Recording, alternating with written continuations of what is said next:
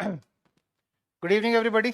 सभी को नमस्कार, राम राम, सत श्री अकाल, अस्सलाम वालेकुम, राधे राधे, जय श्री कृष्ण। तो हम अब तक जितना मैथ्स पढ़ चुके हैं 10th क्लास में, काफ़ी कॉन्फिडेंस आ गया होगा आपको। और जिन बच्चों को डर लगता होगा कि फेल हो जाएंगे, कम से कम इतना काम तो कर लिया कि फेल नहीं होंगे, है ना। लेकिन स्टूडेंट आप दिलीप सर के हो, तो ये कैसे पॉसिबल है कि आप फेल और पास की बात करेंगे? आप तो बहुत बढ़िया वाला स्कोर करेंगे, और बहुत बढ़िया स्कोर करने के लिए बहुत बढ़िया मैथमेटिक्स होना चाहिए। तो आज मेरे बच्चों, हम जो बेसिकली बात करना चाहते हैं वो कॉन्सेप्ट के साथ करना चाहते हैं। चैप्टर एमसीक्यू नहीं हो, बिल्कुल होगा बेटा, आप चेक करना। आपको जो पीडीएफ मिल रही है, जो मैंने बनाई है, उसमें और पीडीएफ आज अपलोड हुई होंगी। हिंदी मीडियम में मैंने 10th में 5 चैप्टर तक अपलोड कराया था पहले, और आज मैंने 10 चैप्टर तक अपलोड करा दिया, अगर आपने देखा होगा तो।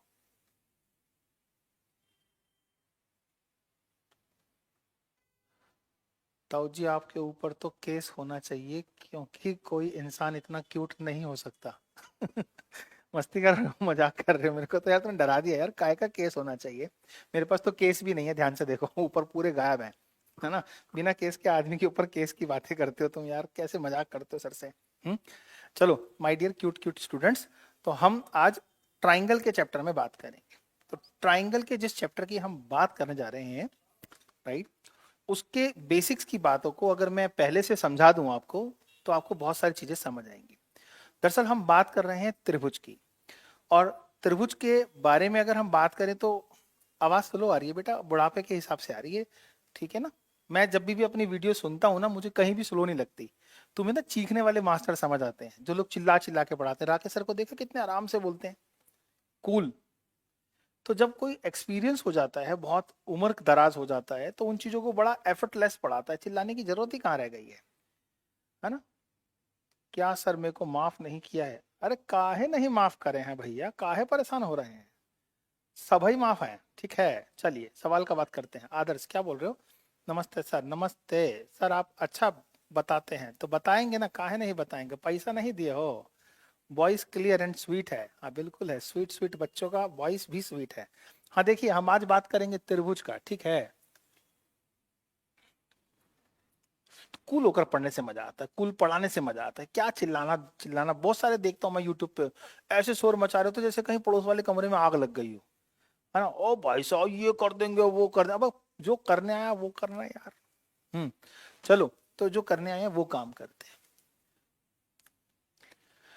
आइए, तो हमारे पास त्रिभुज चैप्टर के बेसिक्स के साथ हमें आगे चलना है।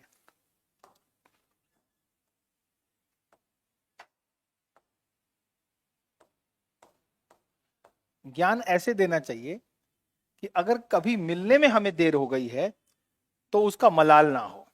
9th में नहीं मिले तो कोई बात नहीं, 10th में ऐसे बता रहे हैं कि 9th की भी दिक्कतें खत्म हो रही है। तो आपने त्रिभुज के बारे में 9th क्लास में हीरोन फार्मूले के अंदर जाके ट्राइंगल के बारे में खूब पढ़ा। हीरो फॉर्मूले में आपने जब ट्राइंगल पे बात करी, तो हीरो फॉर्मूले से आप त्रिभुज के क्षेत्रफल की बातें कर रहे थे, और वहां आपके पास एक फॉर्मूला था, S is equal to A plus B plus C upon two, और under root S S minus A S minus B S minus C. ये दोनों फॉर्मूलों से आप कहीं ना कहीं त्रिभुज के क्षेत्रफल निकाल रहे थे। तो आपको इतना ज्ञान हो गया था 9th क्लास में कि त्रिभुज कोई चीज है जो आपके मैथमेटिक्स में आपको तंग करती है। लेकिन जब वो आपने मुझसे सीखी, तो वो तंगी खत्म हो गई, राइट। अब सवाल यह है, अब सवाल यह है कि त्रिभुज के इस चैप्टर में आपको त्रिभुज का ज्ञान होना चाहिए। त्रिभुज क्या है? 3 भुजाओं से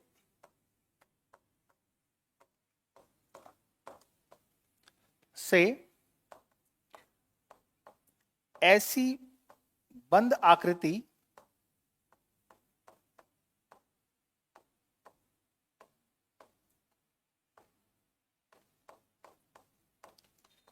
जिसके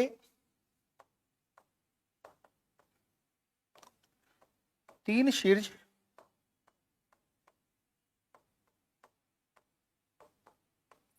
तथा 3 कोण होते हैं।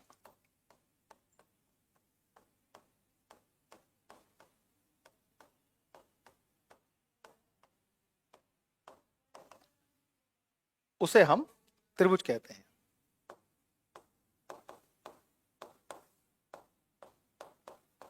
साधारण मैं अपनी भाषाओं में बताता हूं आपको,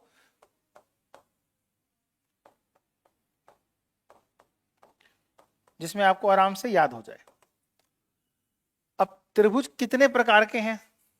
सर मैं आपसे 9th में भी नहीं पढ़ा हूं, बहुत मिस करता हूं। नहीं नहीं, मिस करने की जरूरत नहीं है, मैं 9th का बेस लेके चल रहा हूं ना, देखो तो आप।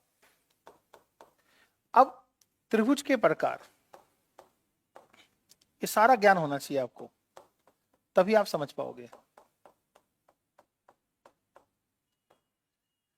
त्रिभुज के प्रकारों की अगर हम बात करें तो यहां पर हमारे पास एक होता है विषम बाहु त्रिभुज।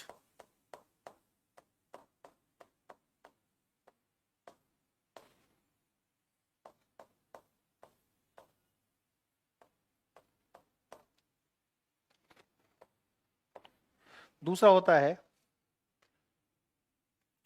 समबाहु त्रिभुज।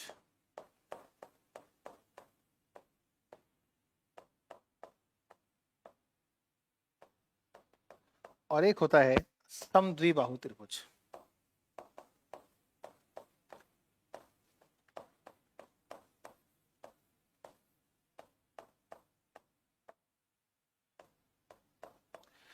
विषम बाहु त्रिभुज में भी दो प्रकार के त्रिभुज होते हैं। एक जिसे हम विषम बाहु बोलते हैं, और दूसरा जिसे हम समकोण त्रिभुज बोलते हैं। इसी प्रकार समद्विबाहु त्रिभुज में भी दो त्रिभुज होते हैं, जिसमें एक को हम समद्विबाहु बोलते हैं और दूसरे को समद्विबाहु समकोण बोलते हैं।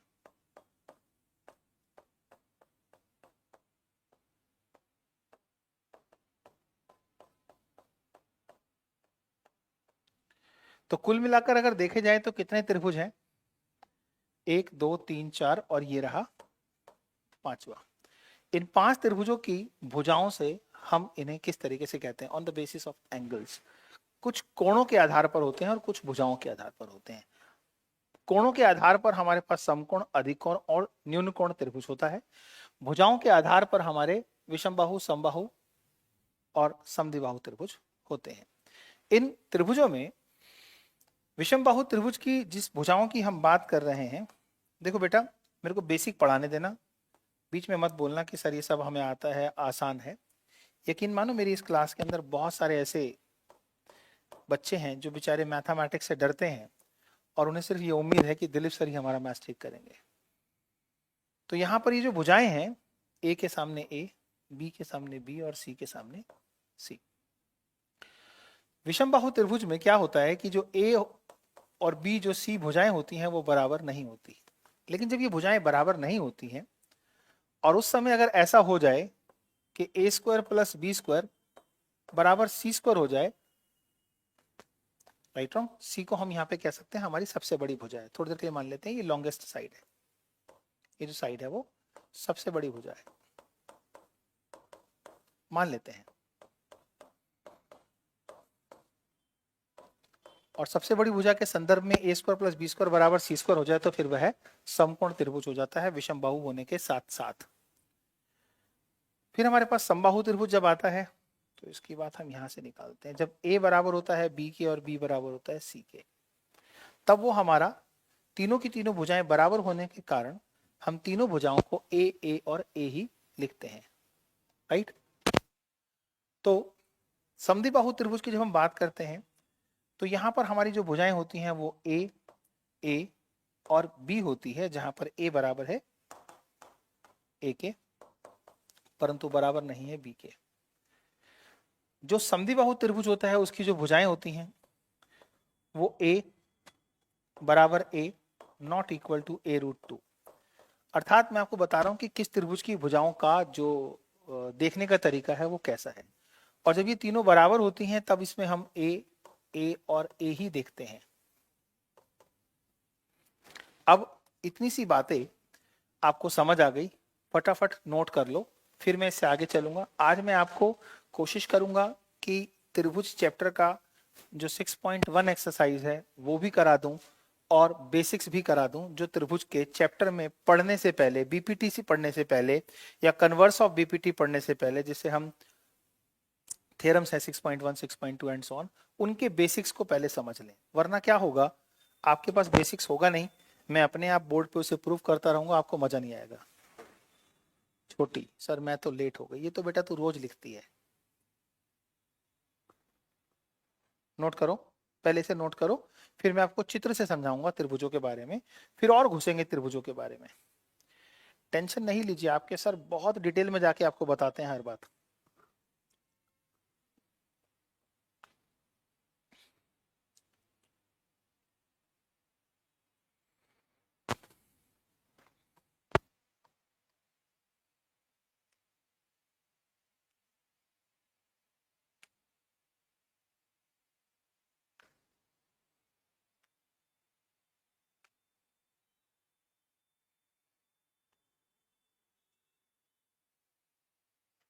बता रहा हूं मैं, विषम बाहु में दो टाइप होते हैं। एक विषम बाहु वो जिसकी सारी भुजाएं बराबर नहीं होती हैं, और एक ऐसा होता है भुजाएं बराबर नहीं होती है परंतु पाइथागोरस लग रही होती है, वो विषम बाहु भी होता है और समकोण भी होता है। विषम का मतलब है अलग अलग, तो भुजाओं के अलग अलग होने से विषम तो वो हो ही जाता है, परंतु जब हम उसके समकोण होने की बात करते हैं तो उसमें पाइथागोरस अप्लाई हो जाती है, तो वो विषम होते होते समकोण भी हो जाता है। जैसे मैं बेटा होते होते पति हो गया, पति होते होते बाप हो गया, बाप होने के साथ साथ दामाद हो गया, मतलब कुछ ना कुछ और होता रहता है, हूं तो मैं ही। चलो,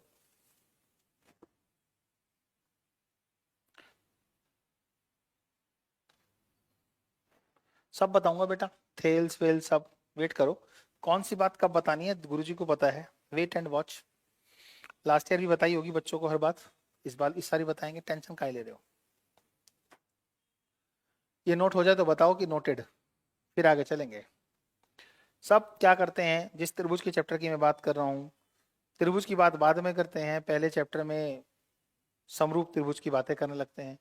अरे जिसका रूप देखना है कम से कम उसे देख तो लो, रहता कहाँ है, कैसा होना चाहिए, फिर उसके समरूप की बात करेंगे। Noted, done, okay. बस मुझे मस्ती में पढ़ाने दिया करो, क्योंकि मैं मस्ती में पढ़ाऊंगा तो आपको मत समझ आएगा। जहां तुमने अपने तरीके से मुझसे पढ़वाया तो मेरे पैटर्न चेंज हो जाएंगे, तो फिर आपको जो मजा आ रहा है वो कम हो जाएगा, राइट। क्योंकि तुम्हारी जो सजेशन है वो बहुत अनुभवी नहीं है, बहुत एक्सपीरियंस नहीं है। अगर मैं उसके तरीके से चलूंगा तो मेरा जो एक्सपीरियंस सबको समझ आता है, आज तक एक भी बच्चा ऐसा नहीं है जिसने करियर विल पर दिलीप सर के लिए मैथ्स ज्वाइन किया हो और वो परेशान रहा हो, राइट। हम्म। सबके एरिया वगैरह अभी नहीं बेटा, क्योंकि इस चैप्टर में एरिया की जरूरत नहीं है, इसलिए अभी नहीं। उतनी बात करेंगे इस चैप्टर में जितने की जरूरत है। तो हम यहाँ पर अब आकृतियों के हिसाब से समझ लें कि त्रिभुज कौन कौन सा कैसा कैसा होता है। हम जब विषम बाहु त्रिभुज की बात करते हैं तो ऐसे किसी त्रिभुज की बात कर लेते हैं जिसमें ए, बी, सी, ये ए, ये बी और ये सी। एक ऐसा त्रिभुज है जिसका क्षेत्रफल निकालने के लिए हमें हीरोन फॉर्मूला 9th क्लास में पढ़ाया गया। सर एक चीज समझ नहीं आता, मैथ्स वाले टीचर्स और पता नहीं आपने जाने किस अकड़ में रहते हैं, अपनी जाने किस अकड़ में रहते हैं, बोलने से पहले, अच्छा बोलने से पहले डांटते हैं, आप इतने कूल कैसे हैं। कूल रहने के लिए रचित उस काम से प्यार और उस जिसके जिसके संग काम कर रहे हो उससे प्यार। अगर इस बात को लेके काम करें कि पैसे मिलते हैं और सिर्फ पैसे के लिए काम करेंगे तो कोई फायदा नहीं है। आप लोगों के संग रिलेशन बनाना पड़ता है, आपकी प्रॉब्लम समझनी पड़ती है।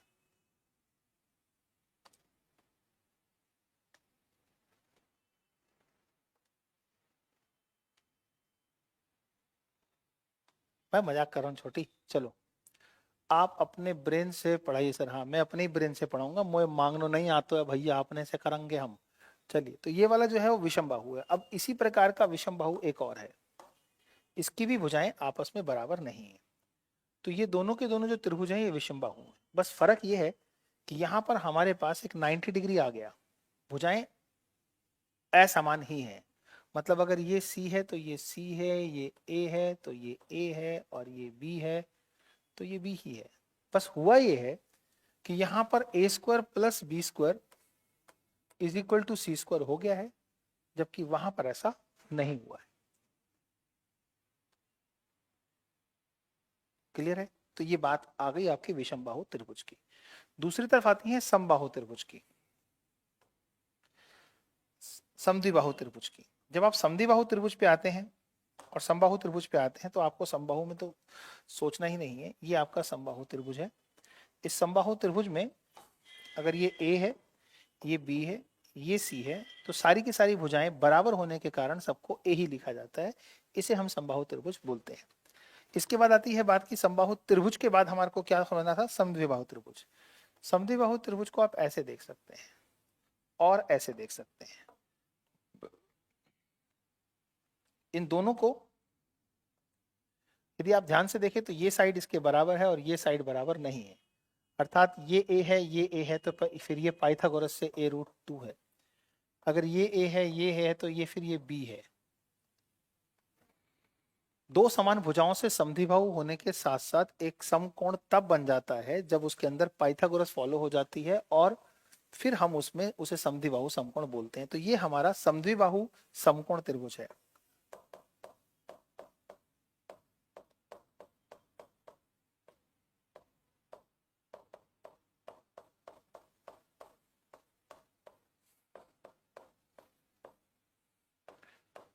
जबकि ये हमारा समद्विबाहु त्रिभुज है क्योंकि इसमें समकोण नहीं है।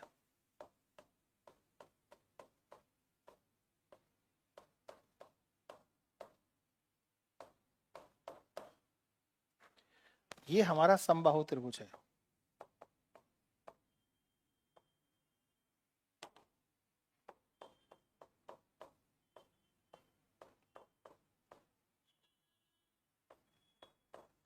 ये हमारा समकोण त्रिभुज है।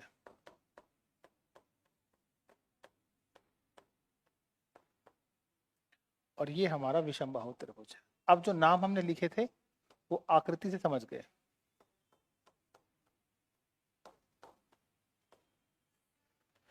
इतने ज्ञान के बाद और कितना ज्ञान बढ़ सकता है? फटाफट नोट करो, कॉपी पे नोट्स इस तरीके से बनाओ कि आपको समझ आए कि दिलीप सर ने कुछ पढ़ाया है। सिमिलरिटी के लिए नोट्स आपको दिखाई दे जाएंगे आपके आज पीडीएफ, राइट? जब आप चेक करोगे ना, अभी अभी नोट्स वगैरह चेक करोगे तो आपको अभी दिखाई दे जाएंगे कि सर ने बहुत बढ़िया नोट्स आपके लिए बनाए हैं। बिहार तो मिलने आऊंगा तेरे से विकास में, तो बस मेरी फ्लाइट की टिकटें बुक करा दे, खुद ही आ जाऊंगा मैं तेरे से मिलने। नोट करो फटाफट, ड्राइंग बनाओ। सब धीरे धीरे छोटी छोटी बातें आपको निकल के आएंगी अभी।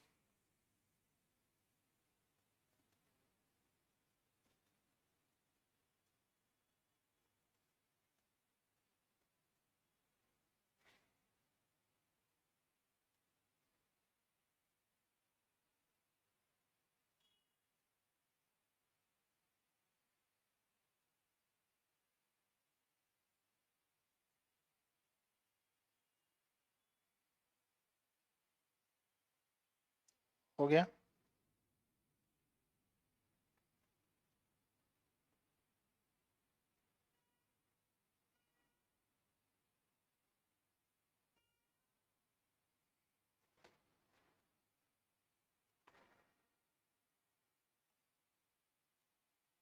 अब देखिए मैंने 10th क्लास के 5.2 तक अपलोड किया हुआ है।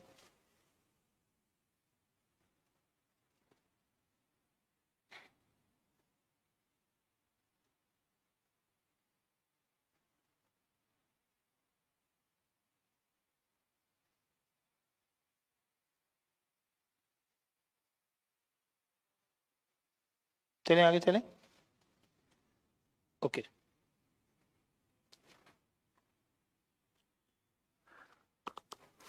नेक्स्ट। अब कुछ और बातें समझते हैं। धीरे धीरे सारी बातें आपको अपने आप समझ आएंगी। मैं यहाँ पे एक रेक्टेंगल ड्रॉ कर रहा हूँ और आपसे पूछ रहा हूँ कि क्या ये भुजा इस भुजा के बराबर है? यस। आयत की आमने सामने की भुजाएं बराबर होती हैं। अब त्रिभुज में कैसे समझेंगे देखो। और क्योंकि ये भुजा और ये भुजा समानांतर है तो मैं इस आधार पर अगर एक त्रिभुज बनाऊं, कोई सा भी एक त्रिभुज बनाऊं, तो आपको देखना है कि ये वाला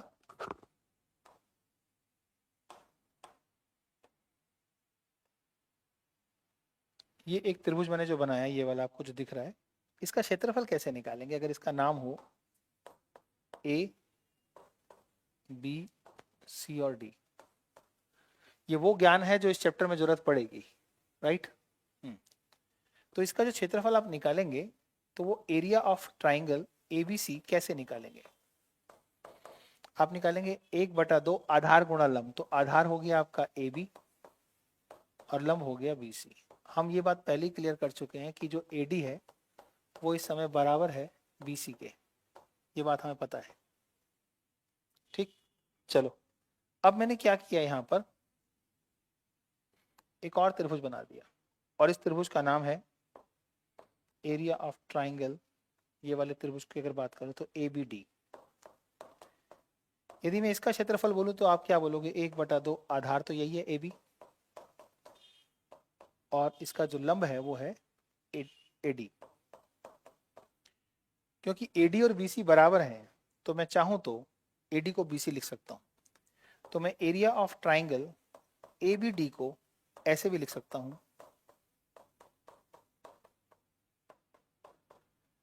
अब अगर आप ध्यान से देखो कि ये जो मान है और ये जो मान है वो दोनों सेम नहीं है क्या? है। तो इसका मतलब हुआ कि 1/2 ए बी इंटू में बी सी जो पहली बार आया वो किससे आया, और जो दूसरा 1/2 A B into B C आया वो किससे आया? यहाँ पर ये आया एरिया ऑफ ट्राइंगल एबीसी से, त्रिभुज एबीसी के क्षेत्रफल से, और ये आया एरिया ऑफ ट्राइंगल एबीडी से। अर्थात आपको ये समझ आया कि ये दोनों क्षेत्रफल क्यों बराबर हैं। ये दोनों क्षेत्रफल इसलिए बराबर हैं क्योंकि समान आधार पर दो समानांतर भुजाओं के बीच में बनाए गए दो त्रिभुज हमेशा क्षेत्रफल में बराबर होते हैं, राइट। क्या कहा मैंने? समान आधार पर दो समानांतर रेखाओं के मध्य बनने वाले दोनों त्रिभुजों के क्षेत्रफल समान होते हैं। क्यों होते हैं? क्योंकि उस समय उनके जो लंब होते हैं वो समान रहते हैं, और लंब समान रहने की वजह से आधार तो समान था ही, जब लंब भी समान हो गया तो क्षेत्रफल में आधार गुणा लंब जो गुणनफल था वो समान हो गया, इसलिए दोनों के क्षेत्रफल समान हो गए। ये जो प्रॉपर्टी मैं आपको बता रहा हूं ये 9th क्लास में पढ़ी गई प्रॉपर्टी है, जिसको 10th क्लास में हम अब जो थेल्स प्रमेय पढ़ेंगे या बीपीटी पढ़ेंगे, राइट। तो उस बीपीटी थ्योरम के अंदर इसका एक बेसिक इस्तेमाल होगा, इसलिए इसे नोट कीजिए। क्योंकि कुछ लोग बीपीटी पढ़ाते समय ये वाली बात इस्तेमाल तो करते हैं लेकिन ये वाली बात बताते नहीं हैं, और सिर्फ इतना बता देते हैं कि 9th में पढ़ा होगा। फिर बच्चा ख्वाबों में जाकर सोचता है यार 9th में कौन से चैप्टर में पढ़ा था, तो नहीं याद आता। तो फिर बीपीटी का जो बेस याद होना चाहिए जिससे बीपीटी याद होती है वो बीपीटी उन्हें समझ नहीं आती। आप कहोगे बीपीटी की बात क्यों कर रहे हो? बीपीटी जो थ्योरम है उसी के बेस पर काफी सारे सवाल आपके ऐसे हैं जो पूरे के पूरे चैप्टर 6 को यानी कि ट्राइंगल त्रिभुज के चैप्टर को आसान बनाने वाले हैं। तो प्लीज माय डियर इतना नोट कीजिए। फिर मैं कुछ और बातें बताऊंगा, धीरे धीरे करके आपको स्ट्रॉन्ग करूंगा। फिर आऊंगा मैं करना क्या चाहता हूँ, आज मेरा चैप्टर है क्या। ट्राइंगल के अलावा इसके अंदर जो सीधा आप लिख रहा था एक बच्चा कि हमारे स्कूल में तो सीधा सिमिलैरिटी पढ़ा दी। सिमिलैरिटी पढ़ लेंगे ना, कौन सी आफत आ रही है, इसी के अंदर आएगा ना। अगर सिमिलैरिटी प्रमुख होती, ध्यान से सुनना, अगर इस चैप्टर के अंदर समरूपता ही प्रमुख होती तो इस चैप्टर का नाम समरूप त्रिभुज होता, राइट। इस चैप्टर का नाम है त्रिभुज, तो इसमें त्रिभुज को प्राथमिकता दी जानी चाहिए, त्रिभुज के बारे में समझ आना चाहिए, और कोई भी उसमें आधारभूत सिद्धांत जो लग रहा है वो उसका जो बेसिक है वो स्ट्रांग होना चाहिए। ये नोट हो गया तो बताओ, फिर आगे चलते हैं।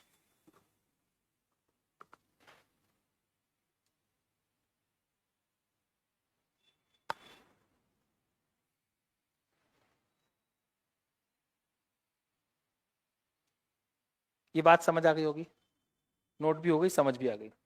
अब जो बात मैं आपको बताने वाला हूं उसे ध्यान से सुनना। ये एक लंब है फिलहाल, और मैं एक रेखा यहां डाल रहा हूं।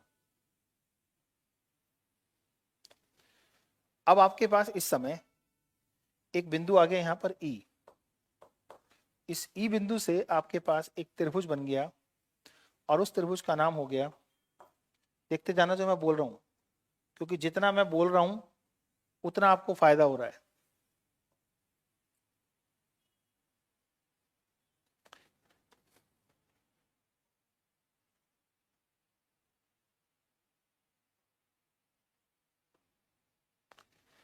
ये जो आपको ट्राइंगल दिखाई दे रहा है, अभी भी इसका लंब आपको दिख तो रहा है, परंतु वो त्रिभुज के बाहर है, राइट। यानी कि किसी त्रिभुज का क्षेत्रफल अगर आप निकालना चाह रहे हैं, और अगर मैं आपसे ये कहना चाह रहा हूं कि इस त्रिभुज का क्षेत्रफल क्या इस त्रिभुज के क्षेत्रफल के बराबर हो सकता है, तो हम कहेंगे बिल्कुल नहीं हो सकता। क्यों नहीं हो सकता? क्योंकि इसका आधार इतना छोटा है और इसका आधार बड़ा है, तो ये बराबर नहीं हो सकते। मतलब आप कह सकते हैं कि अगर मैं यहां से एक और लाइन डाल दूं यहां,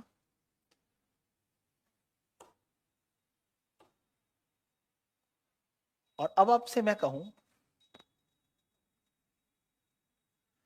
कि ये वाले जो त्रिभुज का क्षेत्रफल है और ये वाले त्रिभुज का जो क्षेत्रफल है वो बराबर हो सकता है। हाँ, क्योंकि इसका भी लंब एडी है और इसका लंब बीसी है, जो कि पहले से ही बराबर है। तो क्या कहने का मतलब है, एक ही आधार पर दो समानांतर भुजाओं के मध्य बनने वाले त्रिभुजों के क्षेत्रफल समान होते हैं। अब वो इस तरह आधार है तो इस आधार पर बने, समान आधार पर बनने वाले, तो इस त्रिभुज का आधार और इस त्रिभुज का आधार समान है। ऐसे ही इस त्रिभुज का आधार और इस त्रिभुज का आधार समान था, तो दोनों के क्षेत्रफल बराबर थे। ये बात दिमाग में स्टोर हुई या नहीं हुई? हो गई। तो ये भी स्टोर हो गया होगा कि त्रिभुज जो बी डी ई है वो एक अधिक कोण त्रिभुज है और किसी अधिक कोण त्रिभुज का जो लंब है वो बाहर है, राइट। और जो त्रिभुज ए डी ई है वो एक समकोण त्रिभुज है, जिसका यहां पर आपको दिख रहा है। इसी प्रकार अगर कोई और त्रिभुज आप बनाते हैं तो उसका लंब भीतर भी हो सकता है, यदि वह त्रिभुज न्यून कोण त्रिभुज है। यस और नो? न्यून कोण त्रिभुज के लिए भीतर हो सकता है, अधिक कोण के लिए बाहर हो सकता है, और समकोण के लिए शीर्ष पे उसका लंब दिखाई देता है। ये बात हमें बेसिक समझ गए। इसको समझने के बाद इससे ज्यादा कुछ इसमें समझना नहीं है। यहाँ ये समझना है क्या, दो समानांतर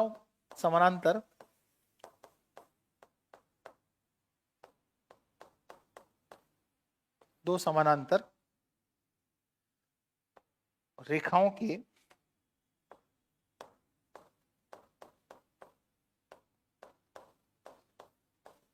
के मध्य समान आधार पर बनने वाले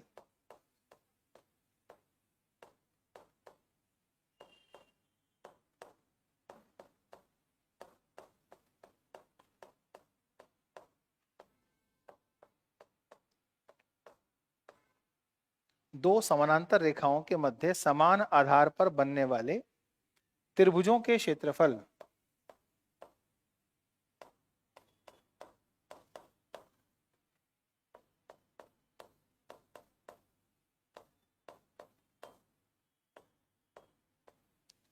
समान होते हैं। और जिसको ये बात समझ आ जाती है उसे बीपीटी में कभी भी कोई दिक्कत नहीं होती, उसे बीपीटी हमेशा याद रहती है। ये वाली बात के बगैर बीपीटी याद करने से रटना पड़ता है और हम सोचते रहते हैं कब, कहां, क्यों, कैसे। तो ये तो हुई बात एक बेसिक ज्योमेट्री की जो 9th में आपने कभी पढ़ी थी, जिसकी जरूरत इस त्रिभुज के चैप्टर में पढ़ने वाली है। नोट कीजिए। तो यहाँ पर हम अगर कहें तो कौन सा एरिया किसके बराबर निकला, राइट। जैसे आप कह सकते हैं कि area of triangle B D E बराबर है area of triangle B E C. ये दोनों क्षेत्रफल बराबर हैं क्योंकि इनका आधार बीई है, राइट। नोट करो, ट्राइंगल का चैप्टर इतना आसान बना दूंगा मैं आपका, आप सोच भी नहीं सकते। चलो, इतनी बात समझ आ गई। अब हम थोड़ा सा और आगे चलते हैं।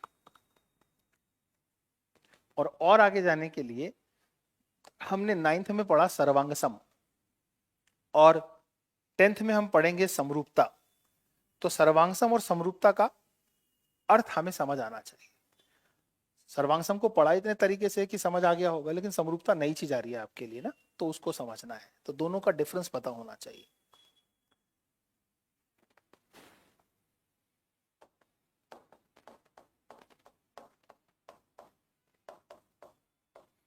सर्वांगसम और समरूप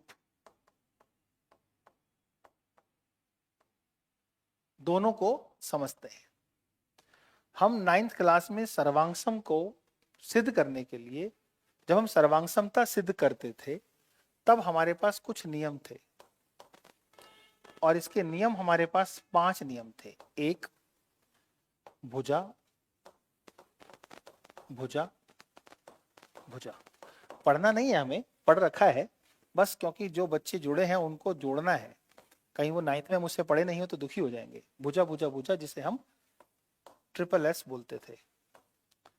दूसरा था हमारा भुजा कोण भुजा।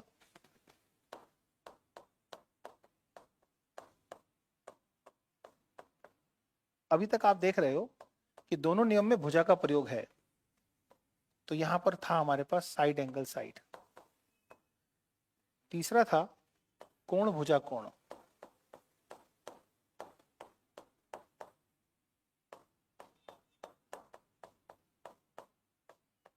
Angle side angle.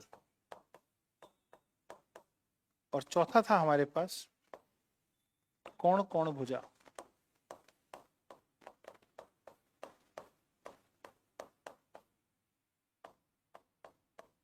Angle angle side. और पांचवा था समकोण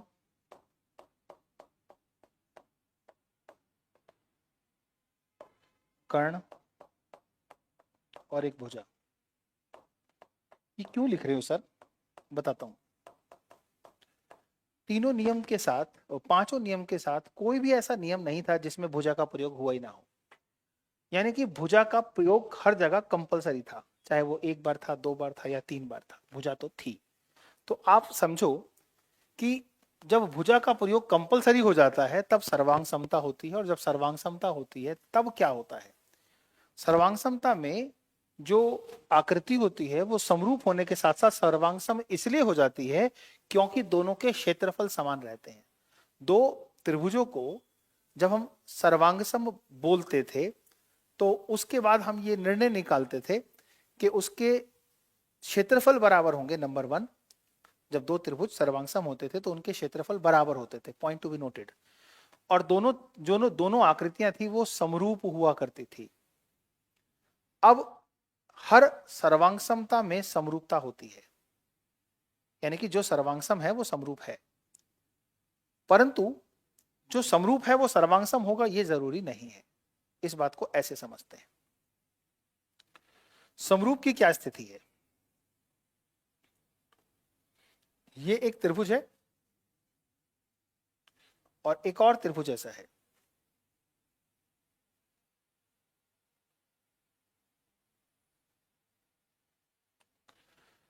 हमारे पास दोनों के दोनों त्रिभुज समरूप हैं। क्यों? क्योंकि समरूपता में जो देखने वाली बात है वो दो इंपॉर्टेंट बात है बहुभुज में समरूपता पे।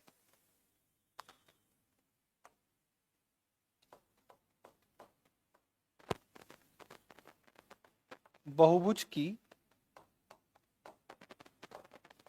समरूपता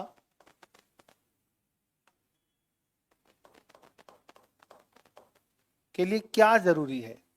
कौन से इंपॉर्टेंट पॉइंट जरूरी है? जब सर्वांगसम के लिए इतने सारे पॉइंट में से किसी ना किसी पॉइंट से हम सर्वांगसम सिद्ध करते हैं तो हमारे पास दो त्रिभुजों के क्षेत्रफल बराबर होते हैं। दो त्रिभुजों के क्षेत्रफल बराबर होते हैं।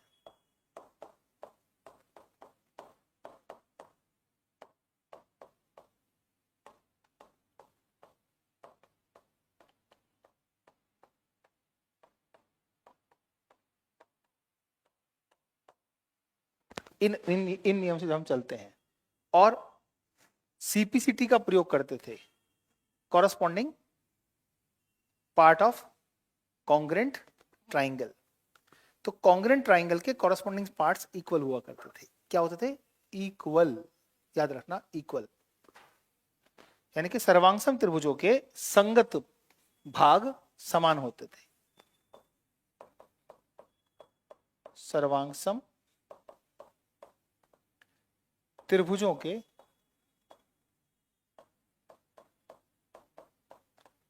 संगत भाग समान होते थे।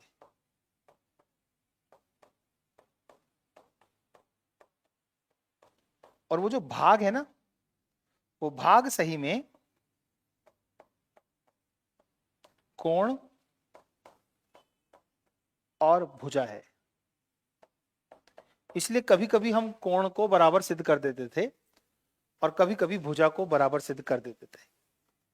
यहां पर जब हम समरूपता की बात करते हैं, समरूप त्रिभुजों की बात करते हैं या समरूप आकृतियों की बात करते हैं, तो इसी कोण और भुजा के शाब्दिक प्रयोग बदलते हैं।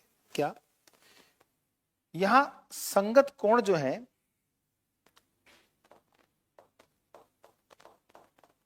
संगत कोण तो बराबर होते हैं,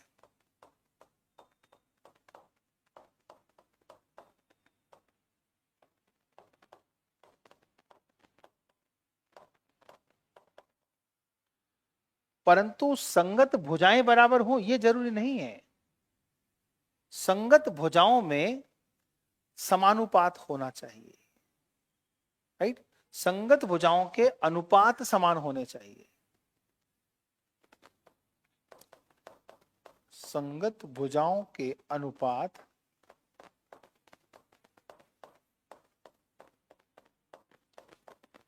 अनुपात समान होते हैं।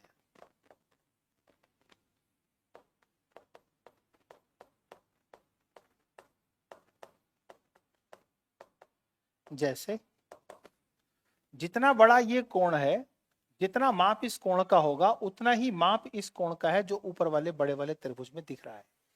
तो ये वाला कोण इस कोण का संगत कोण हो जाएगा। ऐसे ही इस कोण का माप अगर इस कोण के माप के बराबर है तो ये कोण इस कोण का संगत कोण है। ऐसे ही ये कोण इस कोण का संगत कोण है। तो ये बराबर होंगे। परंतु अगर मैं नाम की बात करूं, A B C P Q R, तो संगत कोण कौन सा है और संगत भुजाएं कौन सी हैं? यदि आप कोण ए को कोण पी के बराबर बोल रहे हो तो ये आपके संगत कोण है।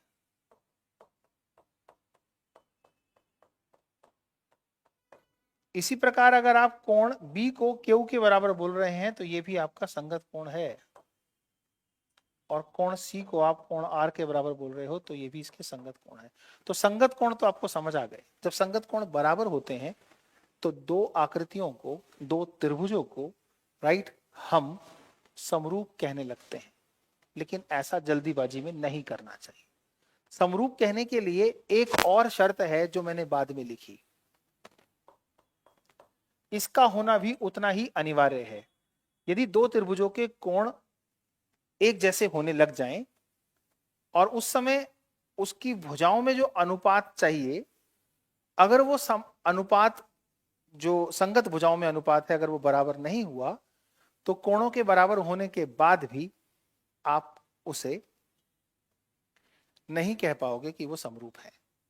तो दो बातें, संगत कोणों के समान होने के साथ साथ संगत भुजाओं के बनने वाले अनुपात भी समान होने चाहिए। तो मीन्स और क्या होना चाहिए? जैसे ए बी का संगत है पी क्यू, BC का संगत है क्यू आर और AC का संगत है PR। तो मेरे बच्चे ये दोनों शर्तें फॉलो होंगी तो हम समरूप शब्द का प्रयोग कर पाएंगे। अब समरूपता के लिए नियम क्या है? यहां तो सर्वांग समता के लिए तो बहुत सारे नियम थे। क्या दो समरूप आकृतियों के क्षेत्रफल हमेशा बराबर होने चाहिए? कोई जरूरी नहीं है, हो भी सकते हैं, नहीं भी। परंतु अगर सर्वांग समता के नियम के साथ हम चले हैं तो क्षेत्रफल 100% बराबर होंगे और फिर वो समरूप हो ही जाएंगे। क्लियर? परंतु कोई समरूप है तो उसके क्षेत्रफल के बराबर होना कोई कंपल्सन नहीं है। ये दो प्रॉपर्टी हैं जिसके बेस पर हम उसे समरूप बोलते हैं। अब इतनी बात जब आपको समझ आ जाती है तो हमारे पास से क्वेश्चन निकलना शुरू हो जाते हैं।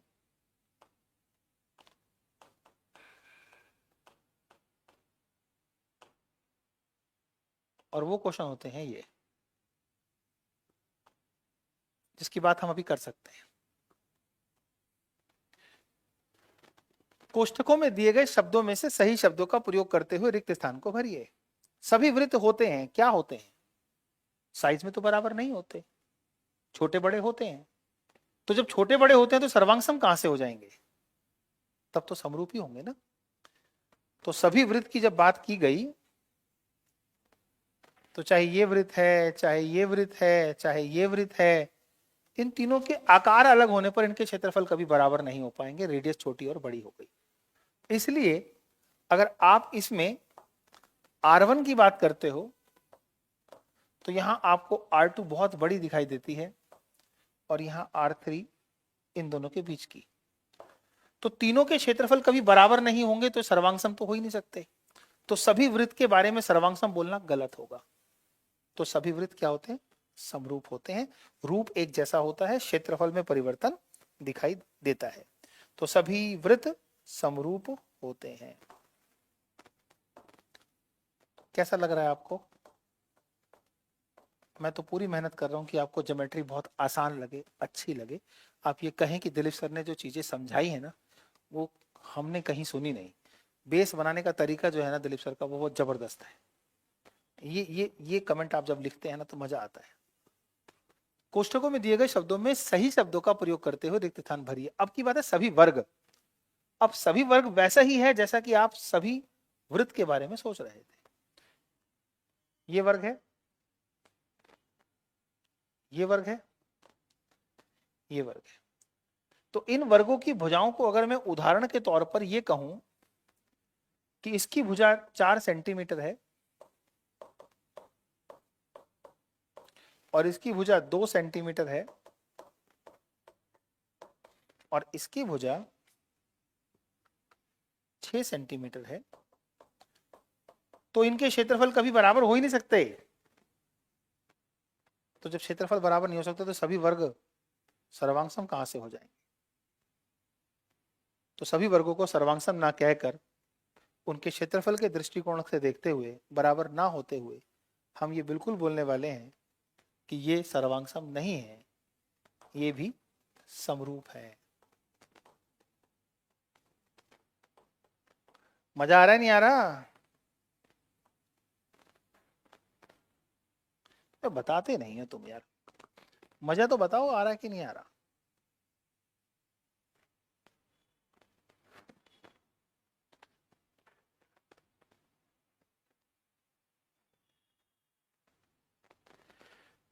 मेरे सर कहते हैं 9th में रेखा गणित रेखावत बिना मार के आता नहीं। अच्छा, हमारे स्कूल टीचर को ज्योमेट्री आती ही नहीं है, आती थी। सो उन्होंने हमें ज्योमेट्री पढ़ाया ही नहीं।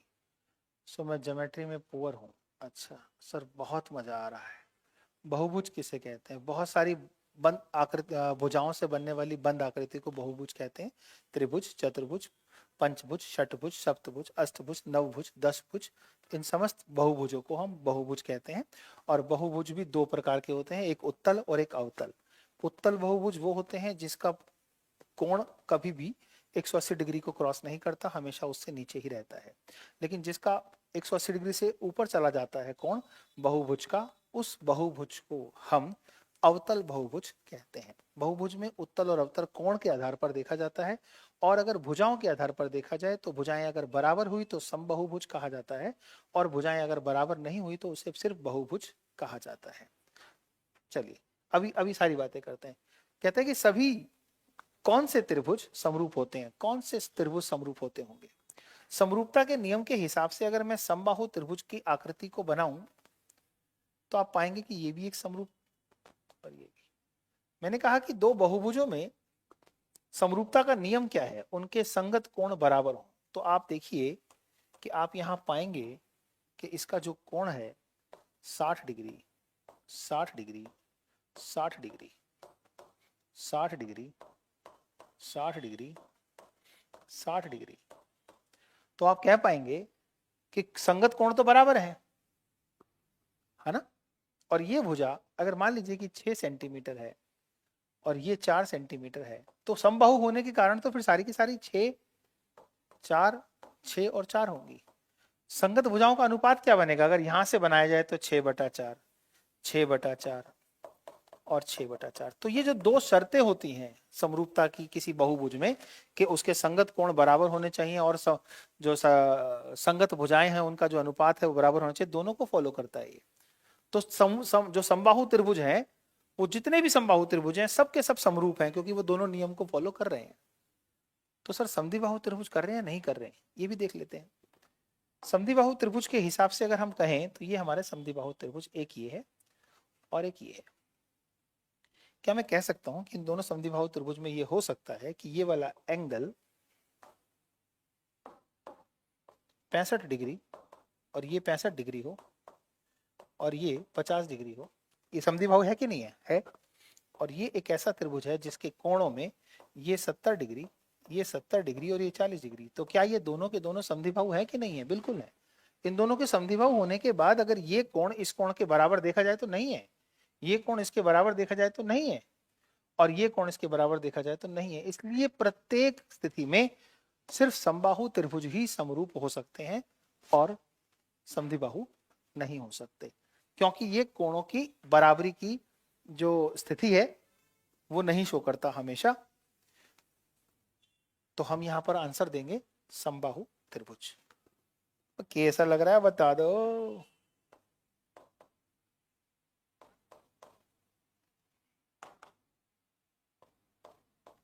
अरे बोलता नहीं यार कैसा लग रहा है। चलो छोटी, तुम्हारे हिसाब से ये भी नहीं होगा, ये होगा 100% होगा।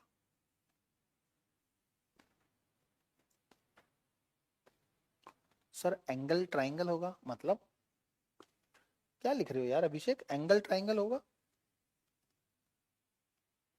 एंगल नहीं, इक्विलेटरल ट्राइंगल लिखो। अच्छा इक्विलेटरल लिखना चाह रहे होगे, ओके। आइए थोड़ा सा और देखते हैं। निम्नलिखित युग्मों के दो भिन्न भिन्न उदाहरण दीजिए। समरूप आकृतियों के उदाहरण देने हो अगर तो ये आपके ये रहे भाई, समरूप आकृतियों के ये उदाहरण हैं, ये समरूप आकृति का उदाहरण है, ये समरूप आकृतियों के उदाहरण हैं।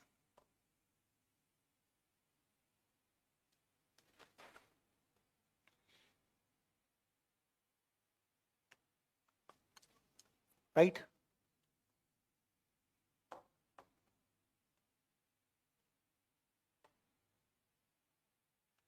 ये समरूपता के उदाहरण है। तो आपका पहले सवाल का आंसर है कि दो वृत्त समरूप होते हैं कैसे भी हो, दो वर्ग भी हमेशा समरूप होते हैं कैसे भी हो। राइट एंगल ट्राइंगल सिमिलर होंगे? नहीं बेटा, सारे राइट एंगल ट्राइंगल भी सिमिलर नहीं हो सकते, क्योंकि एक 90 डिग्री का एक एंगल हुआ तो बाकी के दो एंगल 60-30 के भी हो सकते हैं, 45-45 के भी हो सकते हैं, 20-70 के भी हो सकते हैं, इसलिए नहीं। लास्ट वाला क्या छोड़ दिया भाई? अच्छा ये छूट गया। भुजाओं की समान संख्याओं वाले दो बहुभुज, मतलब हमारे पास दो पॉलीगन है, दो बहुभुज हैं और दोनों की भुजाओं की संख्या समान है। मतलब अगर त्रिभुज है तो त्रिभुज है, चतुर्भुज है तो चतुर्भुज है। कह रहे यदि उनके संगत कोण क्या होते हैं? मैंने कहा था संगत कोणों में बराबरी शब्द का इस्तेमाल होता है। अगर यदि कह रहे दो भुजाओं की समान संख्या वाले दो बहुभुज समरूप होते हैं यदि उनके एक सेकेंड, यदि उनके संगत कोणों के साथ इस्तेमाल होने वाला शब्द है बराबर, यदि उनके संगत कोण बराबर हों तथा उनकी संगत भुजाओं भुजाएं समानुपाती हों।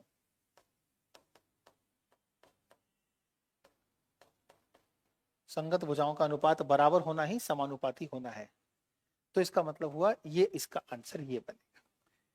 तो दूसरा सवाल भी आपको समझ आ गया। तीसरा सवाल और समझ लो, फिर खत्म हो जाएगा, बस 5 मिनट 2 मिनट लगेंगे।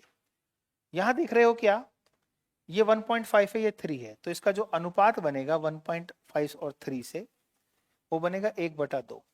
इससे बनाओगे तो ये भी 1.5 और 3 है, ये भी बनेगा 1/2। इससे बनाओगे उसके साथ तो 1.5/3, ये भी 1/2।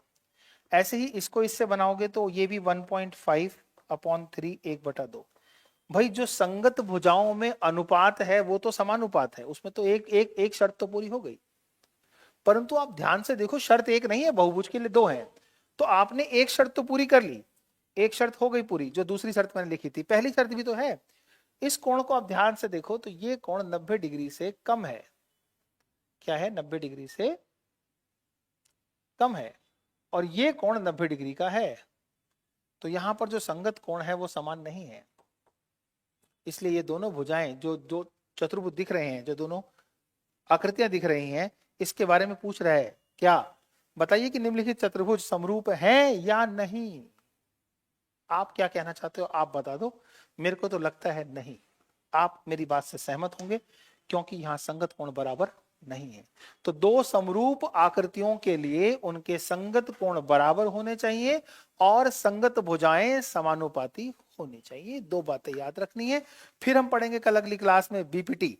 बीपीटी को कैसे समझना है, आधा काम मैंने आज कर दिया है, आधा काम कल करूंगा। क्यों भाई अरीब, जो बेस मैंने आज बनाया है कल वो बीपीटी में काम आएगा कि नहीं आएगा? आएगा ना। तो चलिए, bye, take care, God bless you.